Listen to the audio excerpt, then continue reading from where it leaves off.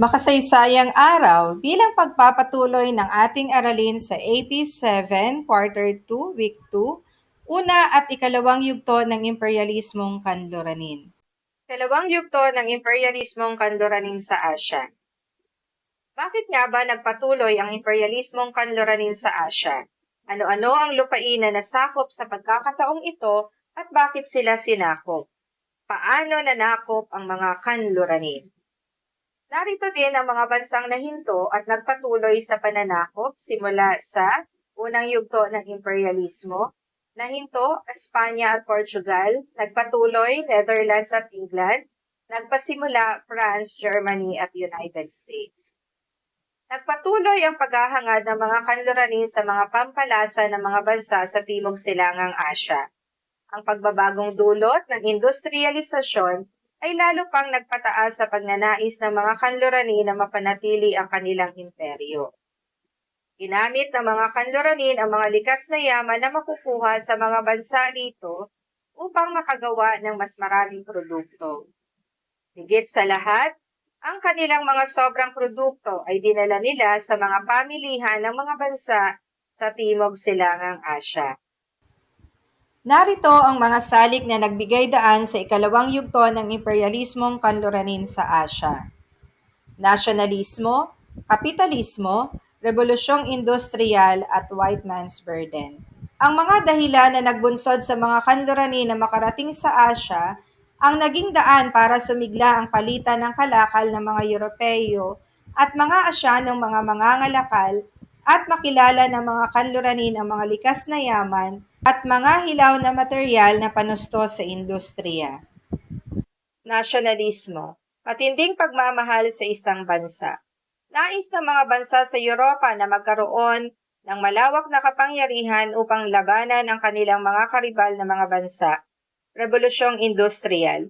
Isang panahon noong huling bahagi ng ika-18 siglo at unang bahagi ng ika-19 na siglo na nagkaroon ng marubdob na epekto sa sosyo-ekonomiko at pangkulturang katayuan sa Britanya ang malaking pagbabago sa agrikultura, paggawa ng produkto, pagmimina at transportasyon. Nangailangan ng mga hilaw na materyal na pagkukunan at pamilihan na paglalagyan ng mga produktong yari sa kanila kaya sila ay nagpalawak ng kanilang mga teritoryo. Kapitalismo.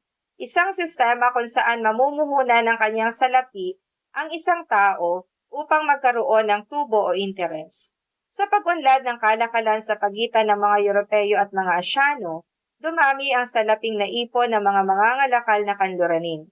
Nahikayat na gamitin ng mga mangangalakal na kanluranin ang kanilang salaping naipon sa mga pananim at minahan sa mga kolonya para ito mas kumita.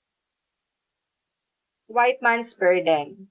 Ang White Man's Burden na isinulat ni Rudyard Kipling, isang manunulang Ingles, kung saan ipinasailalim sa isang kaisipan ang mga nasasakupan na sila ay pabigat sa mga kanluraning bansa, na ang mga kanluranin ay may tungkulin at turuan at tulungan upang paunlarin ang kanilang nasasakupan.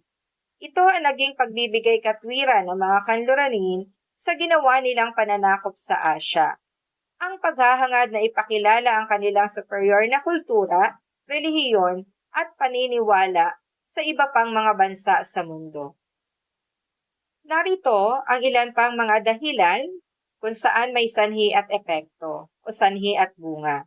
Sanhi. Kompetisyon ng mga kanluranin sa pananakop ng mga lupain at pagkontrol sa kalakalan. Epekto, pinamahalaan at kinontrol ng mga kanluranin ang ekonomiya ng mga Asyano. Sanhi, napabilis ang antas ng produksyon dahil sa naimbentong makinarya at kagamitan noong panahon ng industrialisasyon.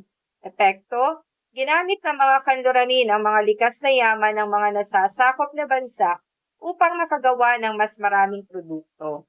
Sanhi, mataas na pangangailangan sa mga hilaw na materyales. Ang naging epekto, kinontrol ng mga kanluranin ang kalakalan at pinagtanim ang mga Asyano ng mga produktong kailangan sa kalakalan. At ang panghuling sanhi ay mapagdadalhan ng sobrang produkto. Ang naging epekto, kumita ang mga kanluranin dahil ipinagbili nila ang mga sobrang produkto sa kanilang mga kolonya sa Asya. Isa sa pinakamabigat na hamon na naranasan ng Asya noong ika-19 na siglo ay ang pananakop ng mga Europeo. Subalit, hindi lahat ng mga bansa sa Asya ay nasakop ng mga kanluranin.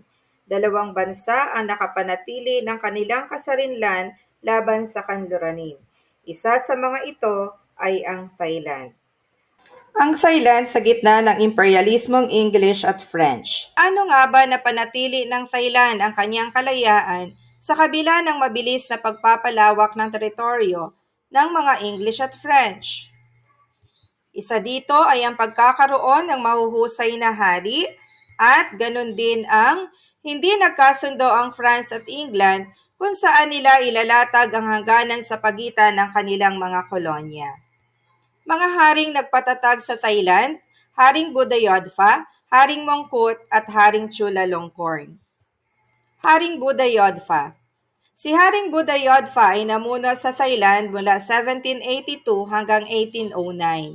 Siya ay isang sundalo at ipinagtanggol niya ang mga hangganan ng Thailand mula sa pagpasok ng mga banyaga. Sa panahon ng kanyang pamumuno, pinakamalawak ang teritoryo ng Thailand dahil bahagi ng bansa ang ilang lalawigan ng Burma, Cambodia at Malaysia. Naitatag ang Bangkok bilang kabisera ng bansa sa ilalim ng kanyang pamumuno. Haring Mongkut. Si Haring Mongkut ay namuno sa Thailand mula 1851 hanggang 1868. Siya ay isang mongheng Buddhist na nakapag-aral ng wika at teknolohiya ng ibang bansa bago siya itinanghal na hari. Dahil sa kaalamang ito, madaling nakaangkop si Haring Mongkut sa panggigipit ng mga banyaga. Hindi siya nangiming yakapin ang pagbabago upang makaagapay ang Thailand sa mga kanluranin. Ilan sa kanyang mga ipinatupad na patakaran ay ang pagbubukas ng Thailand sa banyagang kalakal, pagpapaunlad ng kalsada at sistema ng pananalapi. Ganon din ang paghikayat sa mga opisyal ng pamahalaan na mag-aral ng kasaysayan at wika ng mga banyaga. Haring Chulalongkorn. Si Haring Chulalongkorn ay namuno sa Thailand noong 1868 hanggang 1910. Siya ay ang anak ni Haring Mongkut. Sa panahon ng kanyang pamumuno, ipinagpatuloy niya ang mga programang modernisasyon na sinimula ng kanyang ama. Bukod dito, inalis din niya ang sistema ng pang-aalipin. Sinimulan niya ang pagpapagawa ng rilas ng tren upang mapabilis ang ugnayan sa pagitan ng mga lalawigan. Sa panahon ng pamumuno ni Haring Chulalongkorn, naranasan ng Thailand ang pinakamabigat na pressure sa kanyang teritoryo at kasarinlan mula sa mga English at French. Sinikap niyang panatilihin ang magandang ugnayan sa mga banyaga upang hindi sila sakupin. Ngunit hindi niya maalis ang pangamba na dahil sa kakulangan ng lakas militar ng Thailand na itatapat sa hukbo ng mga Europeo, maaaring bumagsak din sila sa mga kamay ng mga ito.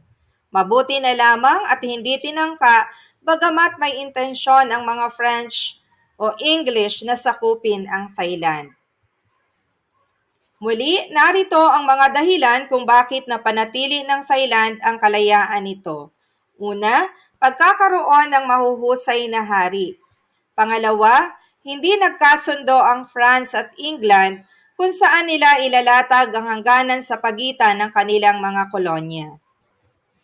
Napanatili ng Thailand ang kanyang kasarinlan sapagkat siya ay naging buffer state o estado sa pagitan ng mga teritoryong kolonyal ng France at England. Kaya noong 1896, nagkasundo ang dalawang kanluraning bansa na garantiyahan at panatilihin ang kalayaan ng Thailand.